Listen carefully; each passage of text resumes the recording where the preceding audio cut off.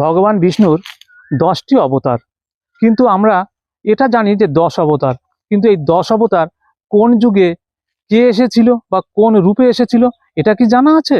না জানা থাকলে জেনে নিন, আমি জানিয়ে দিচ্ছি। প্রথম অবতার মৎস্য অবতার, মাছের রূপে সত্য যুগে অবতীর্ণ হয়েছিলেন ভগবান বিষ্ণু।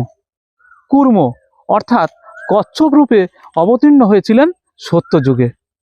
বরাহ অবতার অর্থাৎ শূকর রূপে অবতীর্ণ হয়েছিলেন সত্য যুগে।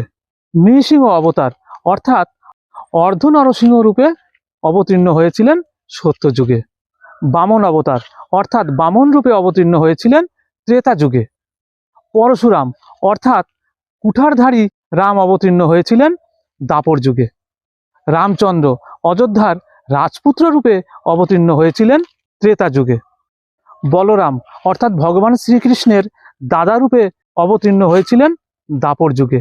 আর ভগবান শ্রীকৃষ্ণ ইনি অবতার নন, উনি স্বয়ং ভগবান, উনি বিষ্ণুর অংশই, অর্থাৎ নিজেই বিষ্ণু এসেছিলেন ভগবান শ্রীকৃষ্ণের রূপ নিয়ে দাপর যুগে। আর কল্কি অবতার এখনও তিনি পৃথিবীতে অর্থাৎ ধরাধামে এখনও আসেননি, তিনি কলিযুগের শেষে তারা প্রকাশ্যে আসবেন।